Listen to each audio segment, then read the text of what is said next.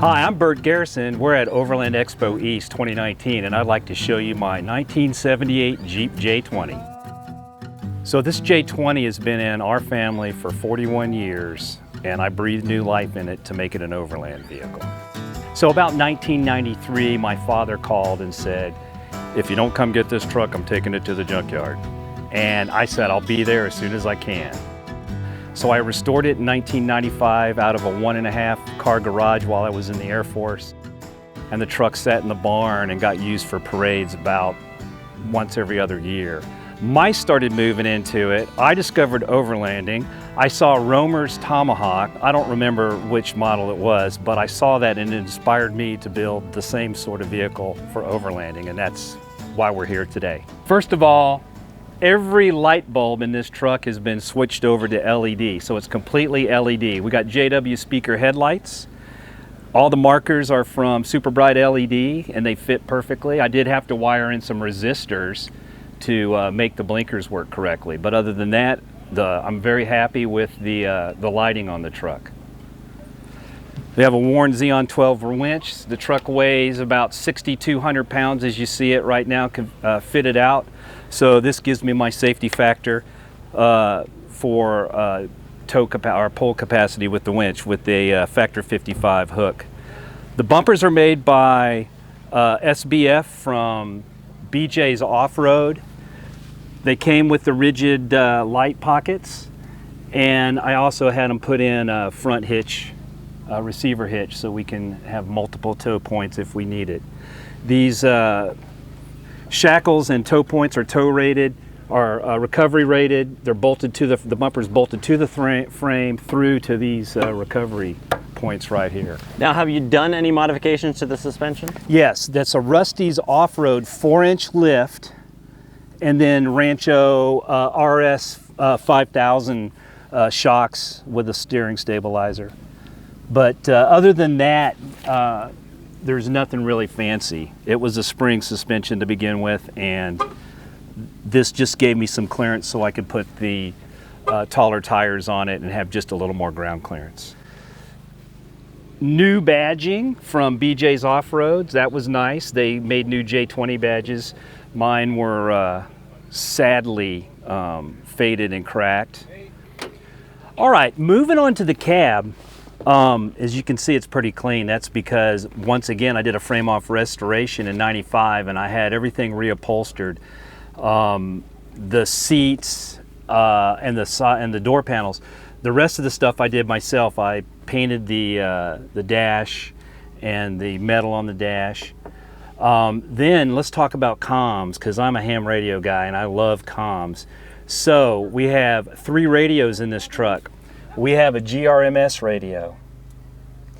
We have a ham Yaesu 7260 2-meter 440 radio. And then over my head, I don't have the mic on, we have just a small CB radio.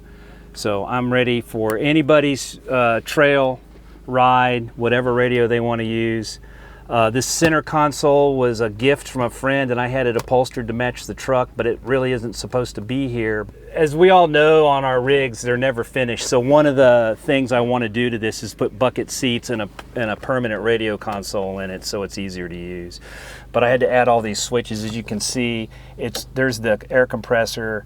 It's plumbed for lockers, but I ran out of time. That's next on the list, is to get the lockers in. From Blue Ridge Overland Gear, we have tool bags. 1, 2. There's a Blue Ridge Overland Gear, the ARB tire repair kit bag under that, and then 2 fire extinguishers in this unused space pocket back here. I do not want this truck to burn down, and it's always wanting to do that because it's old. Front Runner set me up with a rack for this truck. I sent them dimensions and they set me up with the standoffs for the gutter mount, and then of course I could not have a 70s truck without KC highlights, so that's a Pro 6 light bar. Overkill, I know, but it just makes the look. It completes the look of a 70s vintage truck. Coming back here, we've got the Lightner 8-foot standard truck bed rack. it bolted right on. There's also another fire extinguisher. Can't have too many fire extinguishers, especially on an old vehicle like this.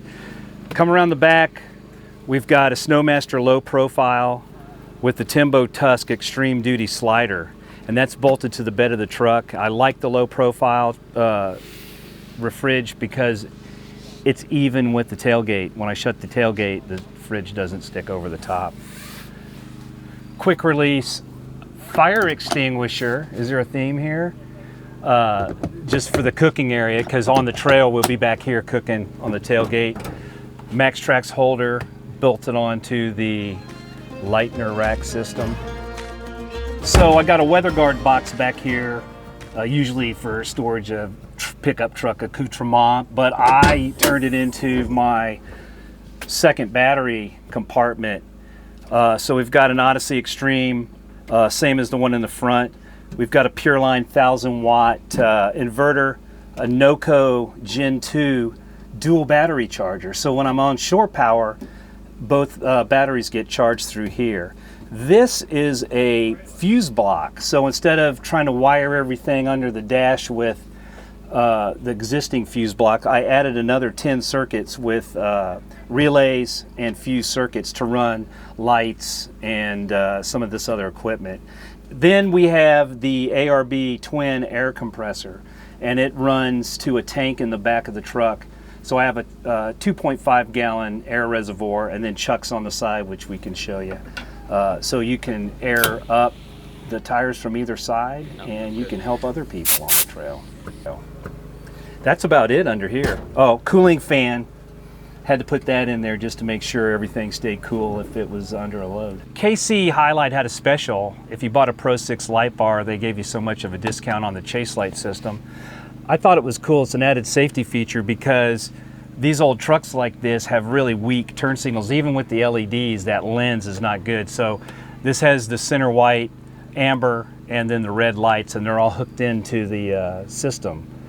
So that they work with the standard truck lights. And the reverse light, when I put it in reverse, the center white lights come on. So does that mean you can use that for cooking? Yep. So, and it's pretty bright. It's almost too bright back here with that center light on. So is this a custom-made swing out, or where'd you find this? This is custom made by order from Stainless Brain Manufacturing through BJ's Off-Road. So it has a tire mount, a jerry can mount, a high lift jack mount, and it's mounted on a beefy trailer spindle that's greasable. And so far so good, it doesn't rattle. Let's take a peek under the hood. KC lights, so that no longer do I have to stand here with a flashlight in my teeth to work on an old 1978 engine. But I've done some things in here to make it more reliable. Msd Ignition with the Off-Road 6 brain box. Truck Avenger carburetor from Holley, so at extreme angles we don't flood the motor or spill fuel all over the manifold. Flow cooler water pump, so that I have a lot more cooling when I'm at idle. Heavy duty alternator to charge both house and starter battery. Then we have the Battery Doctor battery isolator, so I can, on the trail, I can charge the front and rear battery, but it won't, if it's running off of both, it won't run down this one, so I can start it. And then this is the high voltage coil from MSD. This is my battery disconnect to the rear battery, so I can isolate power. And everything else is bone stock radiator, bone stock air intake.